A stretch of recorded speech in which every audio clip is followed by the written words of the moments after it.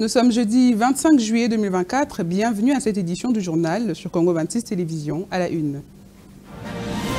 Processus de paix de Nairobi, le président de la République Félix-Antoine Tshisekedi indexe son homologue kényan William Ruto pour une mauvaise gestion, une critique sévère que le chef de l'État congolais a formulée lors d'une discussion analytique organisée par l'Initiative de sécurité en Afrique et l'Initiative de croissance en Afrique de Brookings.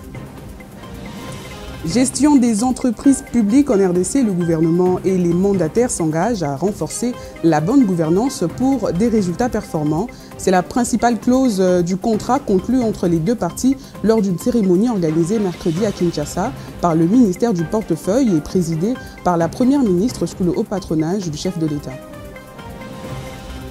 À l'éducation nationale, c'est parti pour la publication des résultats de l'examen d'État édition 2024. La première liste des lauréats de 5 provinces éducationnelles a été rendue publique mercredi tard dans la soirée. La première leçon à tirer, il y a eu hausse de taux de participation des filles et celle des réussites. Madame, Monsieur, bonsoir. Le président de la République, Félix-Antoine Tshisekedi, critique la gestion du processus de paix de Nairobi par son homologue kényan William Ruto, une critique sévère que le chef de l'État congolais a formulée lors d'une discussion analytique organisée par l'Initiative de sécurité en Afrique et l'Initiative de croissance en Afrique de Brookings. Félix Tshisekedi n'a pas hésité un seul instant d'exprimer au cours de cette discussion son mécontentement et sa déception au sujet de la gestion du processus de paix de Nairobi initié par le président kenyan Uhuru Kenyatta. Une gestion malheureusement relayée par le nouveau président William Ruto, le processus est quasiment au point mort, en dehors du fait que les facilitateurs désignés Uhuru Kenyatta demeurent. Pour le président congolais, rien de concret est sorti de ce processus. Félix Tshisekedi a également évoqué le processus du Luanda mené par le président angolais Juan Lorenzo, en soulignant les difficultés rencontrées au cours de ce chemin. Une initiative qui reste jusqu'à stérile. Gestion des entreprises publiques en RDC, le gouvernement et les mandataires s'engagent à renforcer la bonne gouvernance pour des résultats performants. C'est la principale clause du contrat conclu entre les deux parties lors d'une cérémonie organisée mercredi à Kinshasa par le ministère du Portefeuille et présidée par la Première ministre sous le haut patronage du chef de l'État. Ebenezer Bouanga nous en dit plus.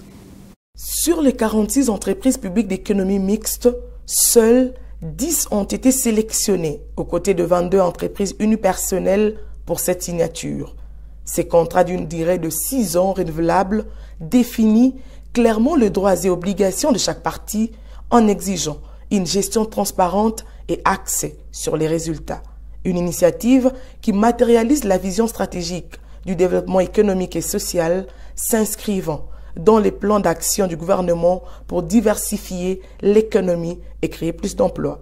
Occasion pour le ministre du Portefeuille de revenir sur l'importance de cette démarche visant à responsabiliser les mandataires publics et renforcer leur contribution à l'économie congolaise afin d'améliorer la gouvernance pour de meilleurs résultats possibles.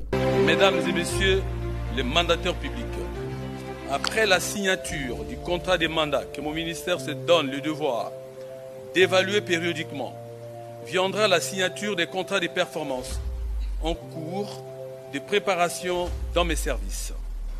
J'attends de vous tous, mesdames et messieurs les mandataires publics, des résultats concrets et palpables. Que vive la République démocratique du Congo. À son tour, la Première ministre insiste à la conformité scrupuleuse de toutes ces directives basées sur la redevabilité et l'obligation de résultats. La signature des contrats de mandat de ce jour traduit donc l'engagement solennel du mandat ici représenté par Monsieur le ministre du Portefeuille d'une part et des mandataires publics d'autre part d'offrir afin que les sociétés du portefeuille de l'État soient conformément à la vision de son Excellence Monsieur le Président de la République un véritable levier de la relance économique de la République démocratique du Congo. Les premières signatures ayant déjà été faites, j'invite donc les autres mandataires à se conformer à cette obligation. Cette signature des contrats marque un tournant décisif dans la gestion des entreprises publiques en République démocratique du Congo conformément aux dispositions légales fixant les règles relatives à l'organisation et à la gestion du portefeuille de l'État. L'ère des nouvelles technologies de l'information et de la communication converge le monde vers l'unification des cultures et des valeurs, mais en même temps, on constate une utilisation abusive, surtout des réseaux sociaux, qui malheureusement propulse le dérèglement moral et la dépravation des mœurs. Le gouvernement congolais, qui fait constat amer, se trouve devant un défi majeur, d'où il faut agir, mais comment va-t-il s'y prendre? Steve Boniemé. Il est bien conscient du drame lié à l'espace numérique. Patrick Mouyaya Katemboui, ministre de la Communication et Médias, lors d'un briefing presse accompagné de son collègue de la justice, Constant Moutamba. Il a souligné que le gouvernement congolais promet de prendre langue avec les sociétés de plateformes Facebook et TikTok en vue d'une réorientation de ces deux applications en République démocratique du Congo. Selon lui, le monde devenu un village planétaire grâce aux technologies de l'information et de la communication connaît une mutation en matière de valeurs morales depuis la création de réseaux sociaux, à l'exemple de Facebook et autres où l'on assiste à l'apologie du sexe. C'est mal atteint le sommet avec l'avènement de l'intelligence artificielle, une véritable entorse aux bonnes mœurs dans l'espace numérique, d'où la nécessité de revoir la donne avec les responsables de Facebook et TikTok.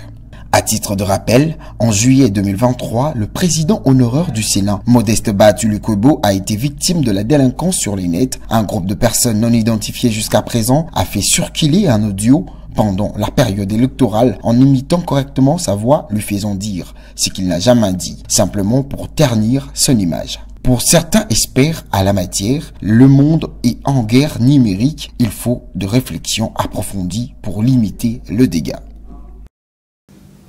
À l'Éducation nationale, c'est parti pour la publication des résultats de l'examen d'État édition 2024. La première liste des lauréats de l'examen des 5 provinces éducationnelles a été rendue publique hier mercredi, tard dans la soirée. La première leçon à tirer, il y a eu hausse de taux de participation des filles et celui des réussites.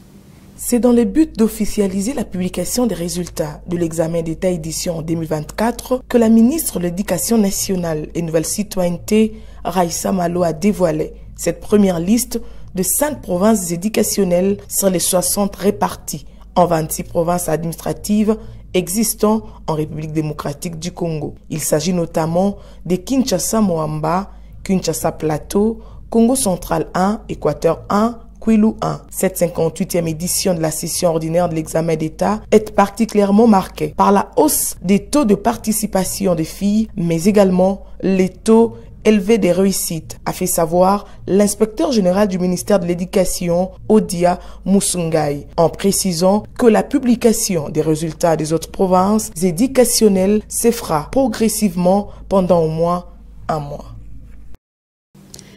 Plus ou moins 730 enfants sont utilisés pour les travaux lourds dans les carrières artisanales. Depuis le mois de janvier dernier, c'est l'ONG Réseau des environnementalistes et communicateurs des ressources naturelles qui a rendu public ces chiffres. Mercredi 24 juillet, à Isiro, chef-lieu de la province du Haut-Ouélé, il s'agit d'un rapport sur l'exploitation des enfants dans les carrières artisanales, précisément dans les sites miniers de Menze, de Babarou et en territoire Ouata. Le coordonnateur du réseau des environnementalistes et des communicateurs des ressources naturelles, Dimersi Twembe, dénonce avec la dernière énergie l'utilisation des enfants dans le site minier Menze et Bararo, transformés en plaques tourmentes dans cette sale besonne. Selon lui, ces enfants sont utilisés notamment pour le transport des minerais et leur nettoyage à l'aide du mercure, ce qui les expose à des diverses maladies, dont la tuberculose et la typhoïde. D'autres enfants, surtout les filles, sont utilisés pour la vente de beignets, de pain et d'autres produits dans ces sites miniers. Certains adultes en profitent pour abuser d'elles et la majorité souffre de maladies sexuellement transmissibles, dénoncent les responsables des sites ONG. Il y a de souligner que l'utilisation de cette main-d'œuvre est à considérer, selon l'Organisation internationale de ce travail, comme un type d'esclavagisme moderne à combattre sur toute forme.